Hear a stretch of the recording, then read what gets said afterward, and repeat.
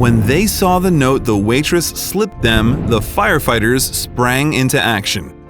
When Paul Hullings and Tim Young walked into the 130 Diner in Delran, New Jersey, they had no way of knowing the life-changing series of events they were about to begin. The diner was empty, but that's to be expected at 5:30 a.m. The only person there besides them was the late shift waitress. After a while, she approached them, silently slipped them a note she had written. They were not prepared for what they read. Also, if you have not done so already, please subscribe to our channel and click that notification bell to get inspired by these real-life stories every day. Now, back to the story. The two firefighters were on their way home after a rough night of firefighting. They desperately wanted a cup of coffee and decided to find somewhere to stop on their way home. They saw the sign for the 130 Diner and decided to stop there. They had no idea what a fateful decision they had just made, however. Paul and Tim were used to seeing the harder, uglier side of life. As firefighters, they saw it every day. What they had seen that night was clearly visible on their faces.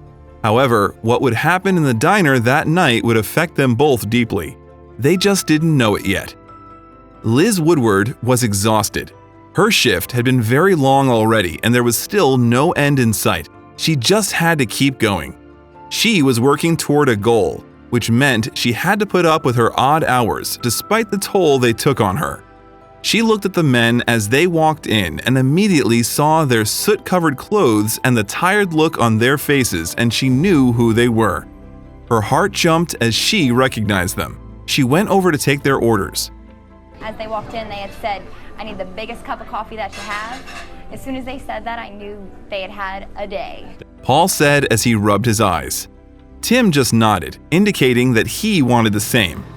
As she was preparing their coffee, Liz couldn't help but overhear parts of their conversation.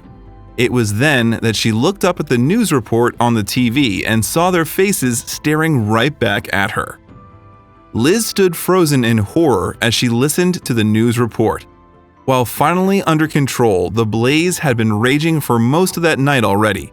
It had started in a North Brunswick warehouse, which was less than an hour's drive from the diner.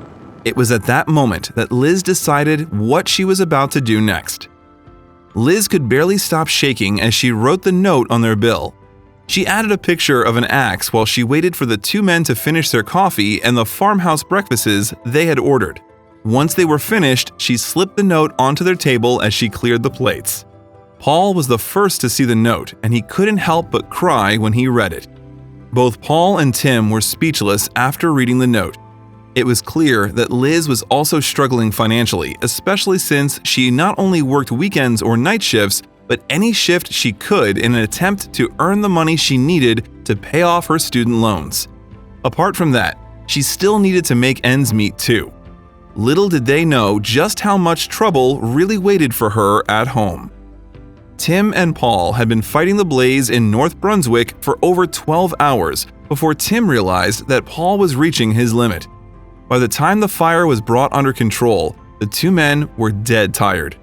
Tim realized that Paul hadn't had anything to eat yet, which is why they decided to go to the diner, only to walk into a situation they were not prepared for. Liz had no way of knowing how her life was about to change. Once they had read the note several times, Tim and Paul immediately took a photo of it and uploaded it to Facebook. The post spread quickly, gaining thousands of likes, comments, and shares.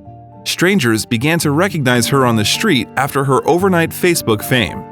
At this point, you might wonder what the note said. So we were done our breakfast and she handed me the bill, and as of then we had no bill. Liz's touching note read, "Your breakfast is on me today. Thank you for all that you do, for serving others, and for running into the places everyone else runs away from. No matter your role, you are courageous, brave, and strong. Thank you for being bold every day. Fueled by fire and driven by courage. What an example you are. Get some rest." Here's this waitress who's working a midnight shift. Who knows how much tips she actually made that night. And she's thrown in, her money for just a couple of regular guys. However, it was only once the post had already gone viral that the two men would learn of the problems that were facing Liz. When they stumbled across Liz's GoFundMe account, the two men knew that they had to do something. Here's this waitress who's just doing something so nice for us, which she is really the one who needs the help. Such a selfless and kind act.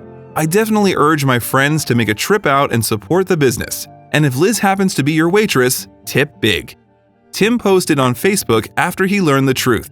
I got a message that said Liz was actually trying to raise money for her father who's quadriplegic, and I immediately was like, okay, I gotta share this too. We have rented a van before, twice actually, so that my dad could attend his father's funeral and his daughter's graduation, since transport isn't covered unless your trip is deemed medically necessary, and it's very expensive out of pocket even to rent for a few hours. Liz's GoFundMe page read, "It was the first time since his aneurysm ruptured that he was able to interact with family members and friends he hadn't seen in years." Her father had had an aneurysm that left him permanently confined to a wheelchair. Liz's GoFundMe wasn't set up to help her, but to help her buy a wheelchair-accessible van. All in the hopes of making her dad's life that much easier. Paul and Tim were struck by the fact that this was just another example of how this struggling waitress was trying to improve the lives of those around her. We watched my father smile, and we witnessed joy and accomplishment. And we watched his memory strengthen with every person who left his side in disbelief that he could remember exactly who they were and what got them in trouble back in the day. Liz wrote on the GoFundMe page, "See, my dad is still Steve. He's just Steve who survived a brain injury and now uses a wheelchair. He deserves to be Steve and not just a patient or a number on a chart," she continued.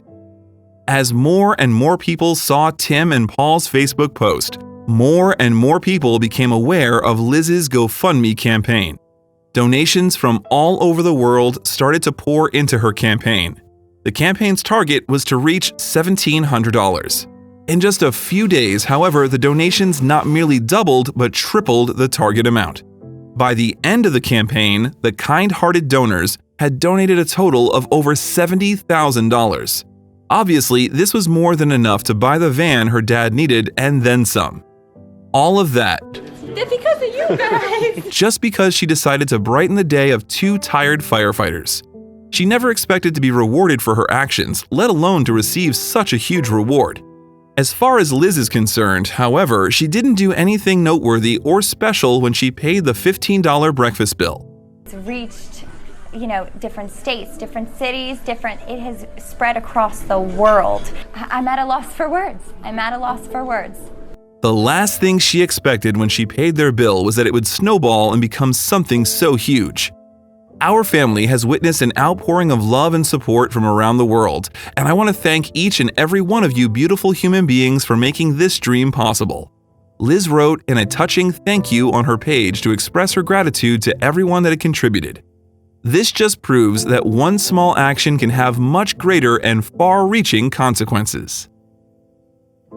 If you liked the video, please give it a thumbs up and consider sharing it with someone who may find it interesting too. Thanks again, and we'll see you in the next one.